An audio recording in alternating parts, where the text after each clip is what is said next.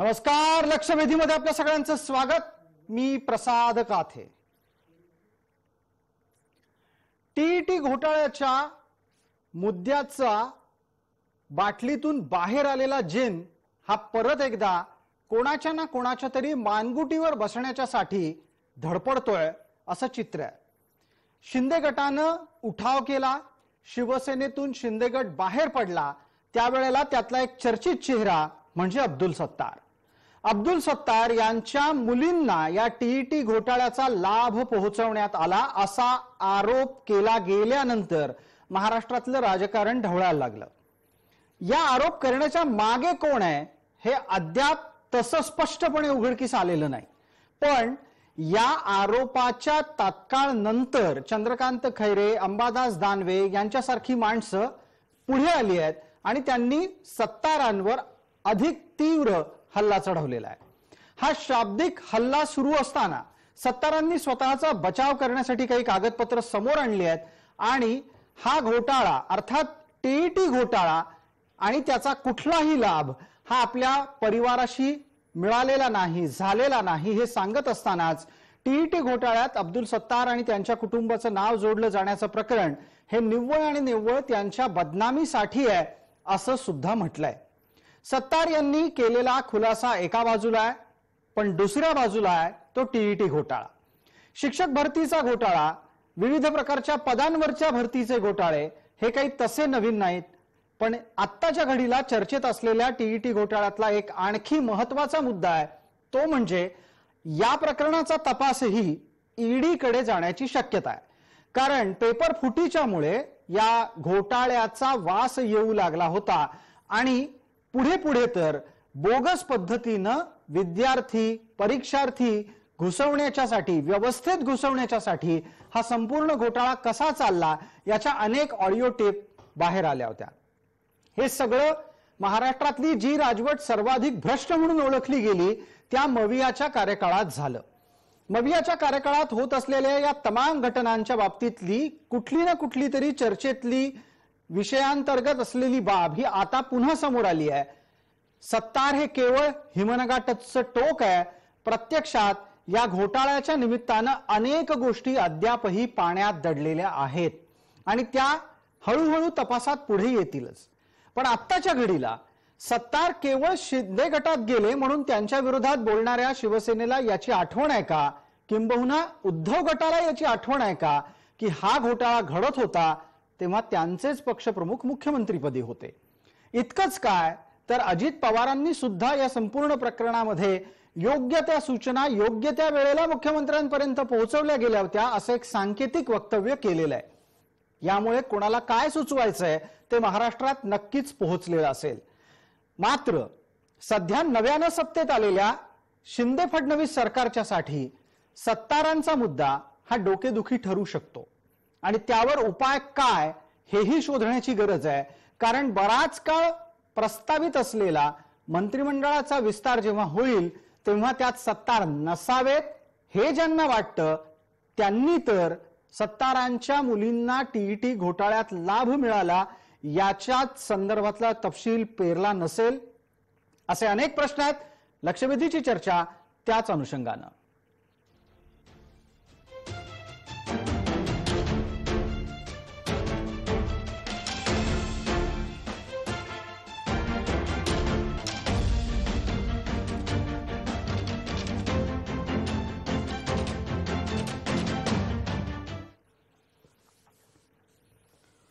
या चर्चेला आपण विविध मान्यवरांच्या सोबत सुरू करणार आहोत, पण तत्पूर्वी आमचे प्रतिनिधी प्रशांत गोडसे आमच्या सोबत आहेत। एकदा पटकन त्यांच्याकडून काही महत्त्वाचा तपशील आपण ऐकणार आहोत। प्रशांत गोडसे, वेळेची मर्यादा आहे, पण कृपया या गोष्टीचा पटकन खुलासा करावा की हा संपूर्ण टीईटीचा घोटाळा झाला तेव्हा तो कुठल्या विभागाच्या अंतर्गत झाला, तो विभाग कोणत्या मंत्र्याकडे होता, तो मंत्री कोणत्या पक्षाचा होता? सर, ज्या प्रकारे टी घोटाळ्या संदर्भामध्ये आपल्याला जी माहिती समोर आज आली आहे त्यामध्ये सर्वात महत्त्वाची गोष्ट अशी आहे की माजी मंत्री अब्दुल सत्तार यांच्या मुलींचे नावं या टी घोटाळ्याची यादी प्रसिद्ध करण्यात आली, त्यामध्ये नाव आलेले पाहायला मिळते। आणि त्यात सर्वात महत्त्वाचे तात्कालीन हा जो प्रकार घडला आहे तो महाविकास आघाडीच्या कार्यकाळात घडल्याचं समोर येते, कारण की ज्या पद्धतीने हे शालेय विभागाकडे हा परीक्षेचा विषय होता आणि त्या अनुषंगाने तत्कालीन मंत्री वर्षा गायकवाड या शालेय शिक्षण मंत्री होत्या असं देखील बोललं जात आहे। आणि हा जो काँग्रेस पक्षाकडे हे पद काँग्रेस पक्षाकडे हे मंत्रीपद होतं, त्यामुळे त्यावेळेस आपण जर बघितलं असेल तर या संदर्भामध्ये गुन्हा दाखल करण्यात आला होता आणि यामध्ये साधारणतः 7,800च्या वरती विद्यार्थ्यांचं जे प्रमाणपत्र आहे टी पास झाल्यानंतर हे रद्द करण्यात आले आणि त्यांना आता या संदर्भामध्ये पुढे टी परीक्षा देता येणार नाही। मात्र आपण जर ज्या पद्धतीने बघितलं तर महाविकास आघाडी सरकारमध्ये हा टी घोटाळा समोर आला होता। ठीक आहे, धन्यवाद प्रशांत, आपण जोडलेले राहा। यानंतर सुद्धा वेळप्रसंगी आपल्याशी चर्चा करू, पण पटकन चर्चेला पुढे नेतोय। दरम्यान या संपूर्ण प्रकरणामध्ये चंद्रकांत खैरे आणि अब्दुल सत्तार यांच्यात शब्दबाण चाललेले आहेत। अब्दुल सत्तार आणि चंद्रकांत खैरे यांच्यात परस्परांमध्ये काय आरोप प्रत्यारोप झाले ते एकदा ऐकूया। या संस्थेमध्ये माझ्या मुली 2017 मध्ये नोकरीला लागलेल्या आहे आणि त्यांना विचारणा केल्यानंतर त्यांनी एक्झाम दिला आणि ते एक्झाम मध्ये ते अपात्र झालेले, त्याचे प्रमाणपत्र माझ्याकडे कोणाला लागले असेल तर त्याची मी कॉपीही देतो। परंतु आज ज्या पद्धतीने मला बदनाम करण्याचा प्रयत्न चालू आहे, खरं म्हणजे आमची चूक असेल तर आमच्या मुलींवर कारवाई करायला पाहिजे आणि नसल तर ज्यांनी हे सर्व कृत्य केले याला फासावर लटकवायला पाहिजे, याची मीच चौकशी करायची मागणी करतोय। जर यांचा दोष नसेल सत्तार साहेबांचा तर त्यांनी त्या ठिकाणी मग सीआयडी चौकशी लावावी, ताबडतोब चौकशी लावावी। पण माझं असं म्हणणं आहे की हे जर यांनी केलं नसेल तर मग ज्यांनी जो मूळ घोटाळा केलेला आहे त्याला पकडा, त्याला सुळावर लटका ना। त्यांनी आता हजारो विद्यार्थ्यांचं नुकसान तर झालेलं आहेतच, आणि मग असं असेल तर त्या ठिकाणी पण हे घोटाळे कोणी केले, कोणत्या संस्थेच्या लोकांनी त्यांना सपोर्ट केला त्या रॅकेटला, हे सगळं ती चौकशी। मग यांच्या संस्थेपर्यंत आलेच की नाही ते, आता हे आले तर त्या ठिकाणी त्यांनी ठीक आहे, हरकत नाही, चौकशी खूप गंभीर त्यांनी चौकशी करावी त्यांच्या सरकारने, अशी माझी मागणी आहे। या संपूर्ण चर्चेमध्ये आतापर्यंतचे विविध तपशील आपण पाहिले। पटकन आपल्या सोबत असलेल्या मान्यवरांचा आपल्याला पटकन परिचय करून देतो। आपल्या सोबत राष्ट्रवादीचे प्रवक्ता उमेश पाटील आहेत, उद्धव गटाच्या उपनेत्या आपल्या सोबत सुषमाताई अंधारे आहेत आणि आपल्या सोबत अभाविपचे प्रतिनिधी शुभंकर बाचल आहेत। मान्यवरांचं चर्चेमध्ये स्वागत। मला पहिला प्रश्न पटकन उमेशजी आपल्याला विचारायचा आहे। आपण आणि सुषमाताई दोघंही वाहनात आहात, सुषमाताईंना विनंती आहे सुषमाताई थोड्या वेळासाठी थांबलात तर बरं होईल, आपला संपर्क मध्ये मध्ये खंडित होणार नाही। उमेशजी पटकन आपण सांगावं, अचानक शिवसेनेच्याकडून म्हणजे आता जो उद्धव गट म्हणूनही परिचित आहे त्यांच्याकडून या घोटाळ्याची चर्चा अधिकाधिक समोर येते। तुम्हाला ताजं अजित पवार यांचं वक्तव्य पोहोचलं असेल, त्याचा मी प्रस्तावनेत सुद्धा उल्लेख केला। त्यांनी पण हे सांगितलं की हा सगळा घोटाळा हा त्यांच्या कार्यकाळात होत असल्याची त्यांना जाणीव झाली होती, त्याची सूचना त्यांनी तत्कालीन मुख्यमंत्र्यांना दिली होती आणि त्यावेळेला योग्य ती पावलं उचलली गेली होती। तुमच्या लेखी याची व्याप्ती ही आता नव्या सरकारमधल्या कोणापर्यंत आहे हे लक्षात घ्या। आता अजितदादांची जी प्रेस कॉन्फरन्स झाली त्या प्रेस कॉन्फरन्स मध्ये मी पण दादांच्या सोबतच तिथे उभा होतो।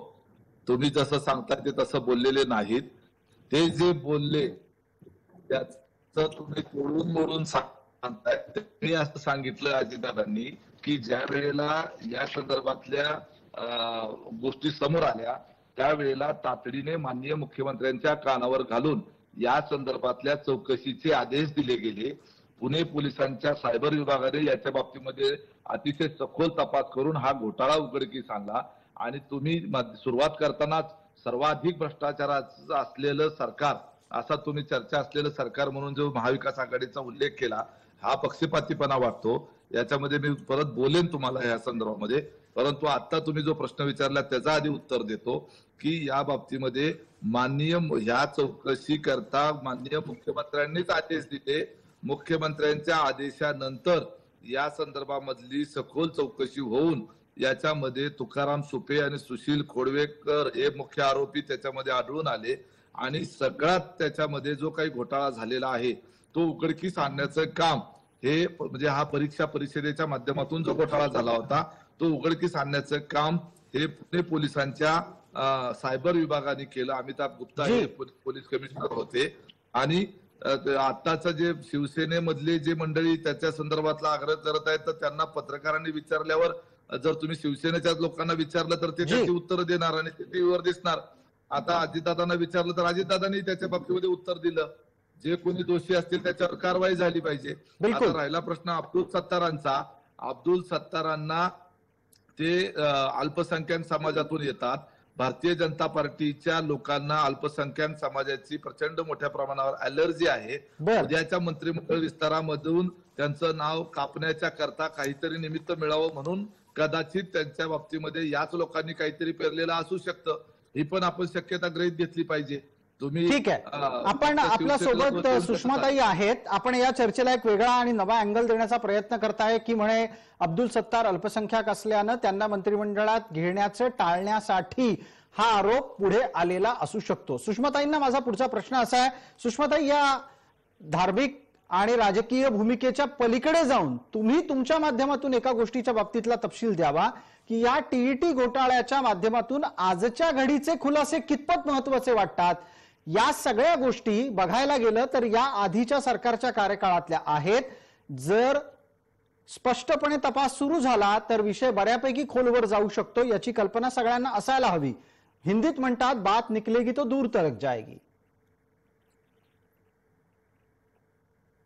सुषमाताई, आपण अनम्यूट करावं स्वतःला, आपला आवाज ये जा करतोय.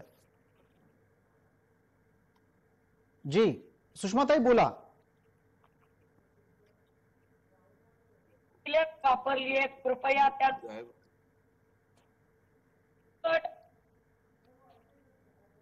सुषमाताई आवाज येत नाहीये, आपण प्रवासात आहात, थोडा वेळ बाजूला थांबवली गाडी तर खूप बरं होईल. नाही, माझा आवाज येतोय तुम्हाला, माझा आवाज येतोय भैया, जरा एक सेकंड साठी साईडला घ्या. माझा आवाज तुम्हाला अतिशय चांगला येतोय प्रसादजी, तुमचा आवाज मला व्यवस्थित येतोय.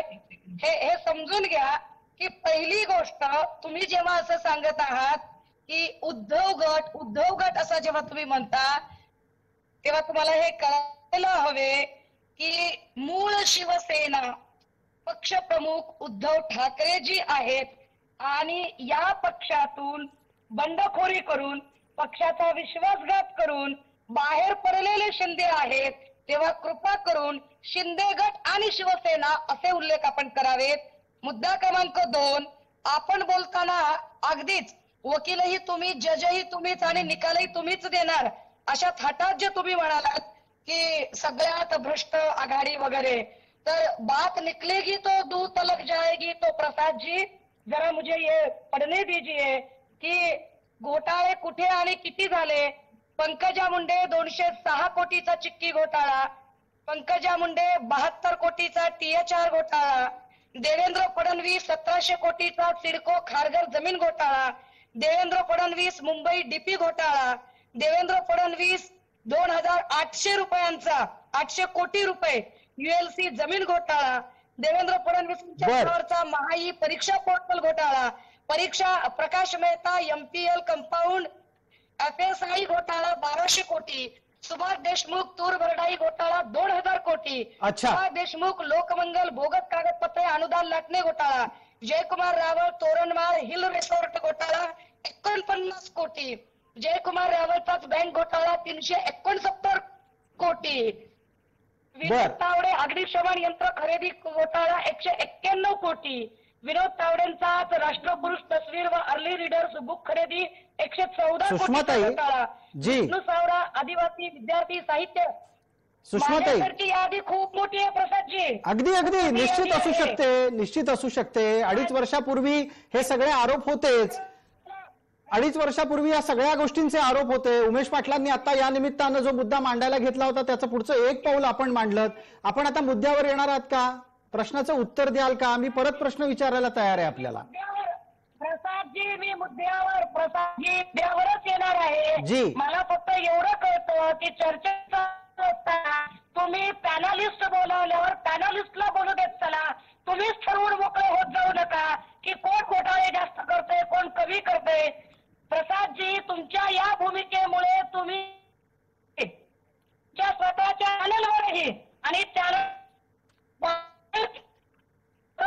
सुषमाताई, तुम्हाला मनापासून जे जे बोलायचं आहे, दुर्दैवानं इंटरनेट खराब असल्यानं जनतेपर्यंत पोहोचत नाहीये.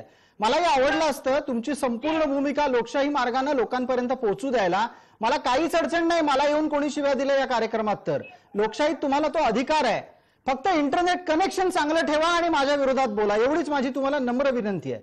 मी तुम्हाला वारंवार सांगतो, कृपया थांबा, गाडी बाजूला घेऊन उभ्या राहा. पण तुम्ही काय बोलताय ते उमेशजींना पण ऐकायला येत नाहीये. प्रितेश देशमुख यांच्या घरी जेव्हा धाड टाकली गेली, जी प्रसाद जी, मला तुमचा आवाज तुम्हालाही माझा आवाज येतोय. अहो नाही येत आहे सुषमाताई, मी कशाला खोटं बोलू. महाराच्या पेपर फुटीमध्ये प्रितेश देशमुखांच्या घरी धाड पडल्यानंतर जे काही 50 आयडी कार्ड सापडले होते, तिथून या घोटाळ्याच्या शोध तपासाला सुरुवात झाली. त्या तुकाराम सुपेंना उचललं गेलं.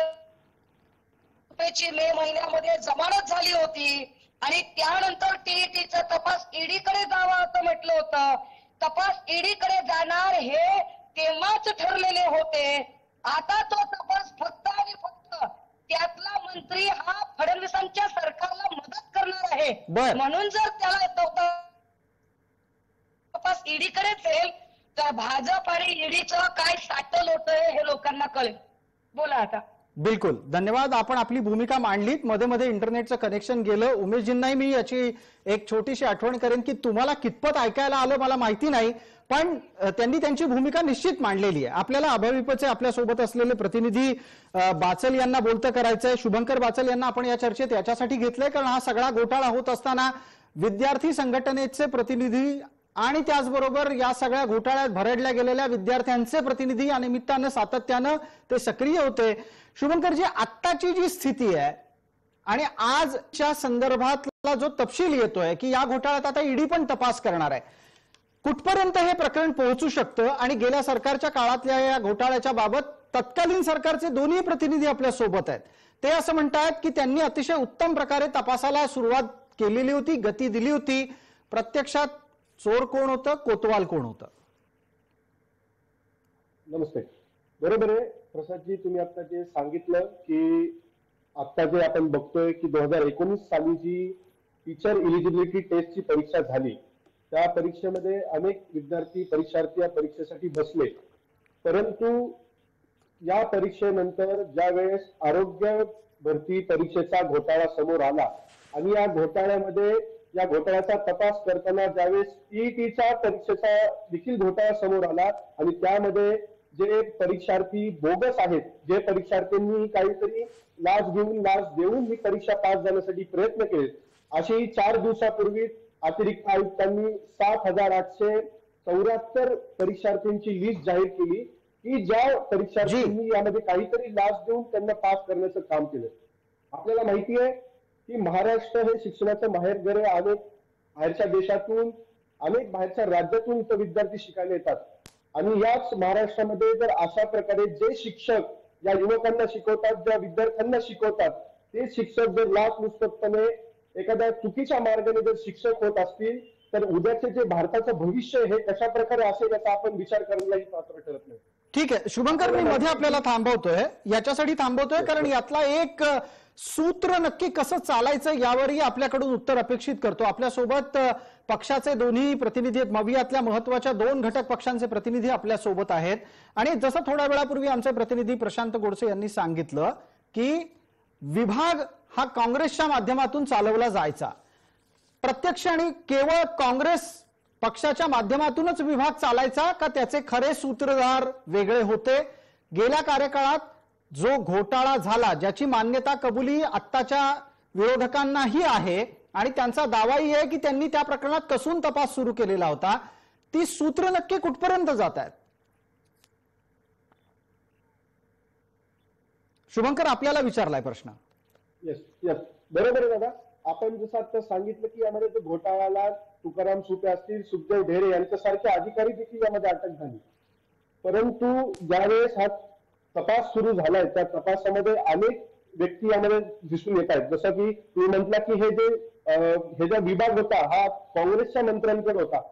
परंतु यामध्ये मला कुठल्याच जातीपातीचा किंवा राजकारणाचा विषय बोलायचं नाही. परंतु या विषयामध्ये जे कोणी अधिकारी असतील, जे कोणी मंत्री असतील, यामध्ये दोषी आहेत त्यांच्यावर कठोर कारवाई झाली पाहिजे. कारण शिक्षणाचं आपण बघतोय की पूर्ण मागच्या वर्षीपर्यंत परीक्षा कोविडच्या काळामध्ये पूर्ण शिक्षण व्यवस्था ढासळली होती. त्यामुळे विद्यापीठ कायदा असेल किंवा टीईटी प्रकारच्या घोटाळे असतील, आरोग्य भरतीची परीक्षाचा घोटाळा असेल, म्हाडाच्या परीक्षेचा घोटाळा असेल, अनेक स्पर्धा परीक्षाचे विद्यार्थी कसून दिवस रात्र अभ्यास करतात. अशा प्रामाणिकपणे अभ्यास करणाऱ्या विद्यार्थ्यांवर आज झालेला अन्याय आहे. आणि या अन्यायाला वाचा फोडण्यासाठी आम्ही विद्यार्थी परिषद म्हणून देखील वेगवेगळ्या या विषयात आंदोलन केलंय. तुकाराम सुपे असतील, ठीक आहे, ढेरे असतील, अशा भ्रष्ट अधिकाऱ्यांच्या विरोधात देखील आम्ही आंदोलन केलंय. परंतु आमची या ठिकाणी एवढीच मागणी आणि आम्ही सरकारला देखील वेळोवेळी याच मागणी केली की जे भ्रष्ट प्रशासन आहे, जे मंत्री या मार्फत पैसे खाऊ इच्छितात, जे लाभ घेऊन या मार्फत चुकीचा कारभार करू इच्छितात, अशा मंत्र्यांवर, अशा अधिकाऱ्यांवर कठोर कारवाई झाली पाहिजे. आणि याच्या आधी देखील असे काही प्रकार झाले असतील चुकीच्या मार्गाने यातला एक तपशील मला आता आपल्या सोबत असलेल्या उमेशजी पाटील यांना विचारायचा आहे. त्याच्यानंतर पुढचा प्रश्न घेऊन मी सुषमाताई आपल्यापर्यंत येतो. मला पटकन उमेशजी आपल्याकडून एका गोष्टीचं उत्तर हवं होतं की जो घोटाळा झाला त्याला जबाबदार असलेल्या संस्थेला, म्हणजे परीक्षा घेण्याची जबाबदारी देण्यात आलेल्या संस्थेची सातत्यानं आणि पाहायला गेलं तर दीर्घकाळ पाठराखण होत राहिली. त्या पाठराखण करण्यामागची भूमिका कळू शकेल का? आणि त्याची उद्या चौकशी होऊ शकते, मग त्यावेळेला पक्षपाताचे आरोप होऊ शकतात का? नाही, काहीच कारण नाही. उलट त्याचं आपण जर ईडी मार्फत चौकशी केली तरी चालणार आहे. आणि या चौकशीमध्ये ज्या वेळेला ही बाब समोर आली त्यावेळेला परीक्षा परिषदेचे जे अधिकारी होते त्यांना अरेस्ट देखील करण्यात आली, त्यांची घराची झडती घेण्यात आली. कुठेही कुणाला पाठीशी घालण्याचा प्रयत्न झाला नाही. सरकार जे आहे, राज्य सरकारने आपली भूमिका जी आहे, जर कुठल्या व्यवस्थेमध्ये जर भ्रष्टाचार होत असेल किंवा चुकीचं काही घडत असेल तर त्याला पाठीशी घालण्याचं कुठलंही प्रयोजन त्यावेळेला त्या ठिकाणी दिसून आलेलं नाही. प्रश्न असा आहे की सिलेक्टिव्ह पद्धतीची जी कारवाई अनेक वेळेला होते ना, आपण जे चॅनलवरून सो मोठं घोषित करता की महाभ्रष्ट सरकार म्हणून महाविकास आघाडीचा उल्लेख करता, आता या परीक्षेच्या संदर्भात बोलतो, सुषमाताई त्या बाबतीमध्ये बोलल्या, परंतु व्यापम घोटाळा सगळ्या देशाला माहित आहे मध्य प्रदेशचा. आणि त्या व्यापम घोटाळ्यामध्ये सहभागी असलेली मुख्य कंपनी जी होती UST ग्लोबल नावाची कंपनी होती.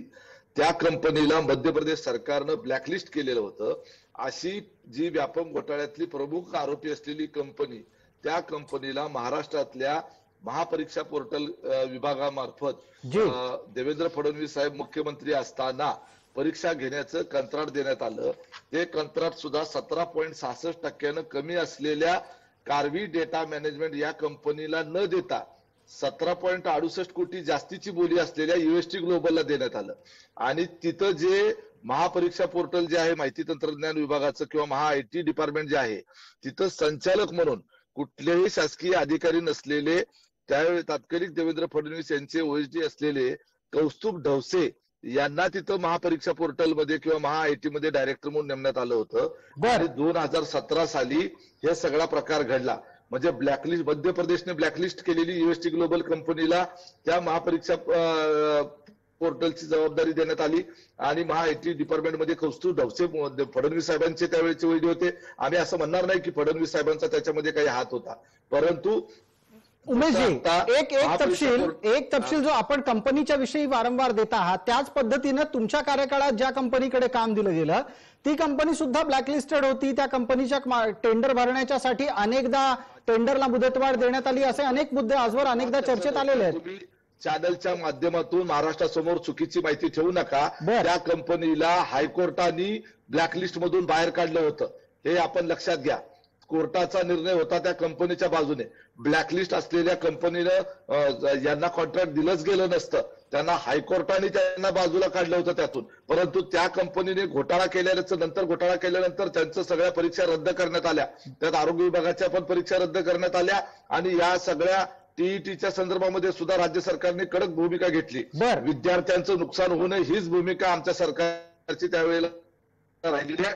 घोटाळा कोणी का केलेला असेल ना, त्याला पाठीशी घालण्याचे काम अजिबात करण्यात आलेलं नव्हतं. ठीक आहे, आपल्यासोबत सुषमा अंधारे आहेत. उमेशजी, आपल्या या मुद्द्याच्या नंतर मला पटकन सुषमा अंधारे यांना बोलतं करायचंय.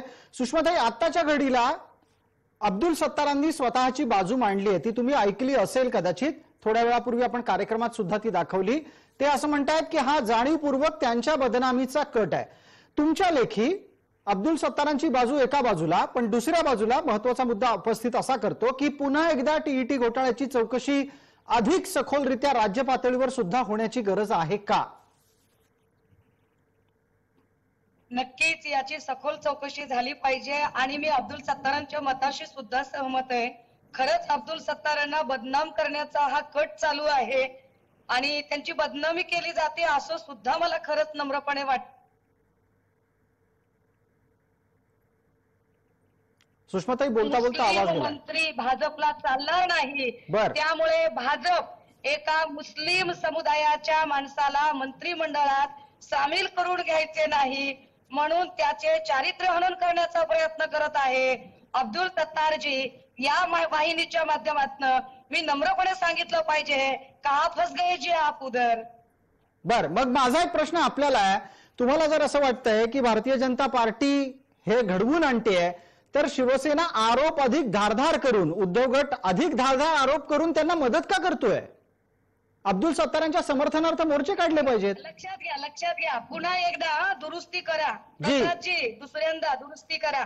शिवसेना आहे ती, उद्धव गट नाही. मी दोन्ही उल्लेख करतोय, मी दोन्ही उल्लेख वारंवार करतोय सुषमाताई. समजू शकते तुमची भाजपशी प्रसादजी, व्यक्तिगत पातळीवर तुमची भाजपची असणारी जवळीक मी समजू शकते. कायदेशीर दृष्ट्या दोन्ही मुद्दे समोर आहेत आपल्या. सुषमाताई, आपण मुद्द्यावर यावं. माझं म्हणणं काय आहे, तुम्हाला जर समजा अब्दुल सत्तारांविषयी ममत्व आहे आणि अब्दुल सत्तार मंत्री व्हावेत असं वाटतं ना, प्रसादजी मी मुद्द्यावरच येते जी. फक्त कृपा करून तुम्ही पक्षपातीपणाने विवेचन करू नका. मी दोन्ही उल्लेख करतोय सातत्यानं सुषमाताई. राहिला प्रश्न शिवसेनेचा, तर शिवसेना अब्दुल सत्तारच काय यातल्या कुठल्याच माणसाबद्दल आम्ही कधीच कपट नीतीचं राजकारण करत नाही. षडयंत्र करणं हा शिवसेनेचा स्वभाव नाही. विश्वासघात करणं, पाठीत खंजीर खुपसणं, काड्या करणं, वेषांतर करून भेटायला जाणं आणि काहीतरी कट शिजवून कोणाला बदनाम करणं ही शिवसेनेची प्रवृत्ती नाही. त्यामुळे शिवसेनेला मध्ये घेण्याचं कारण नाही.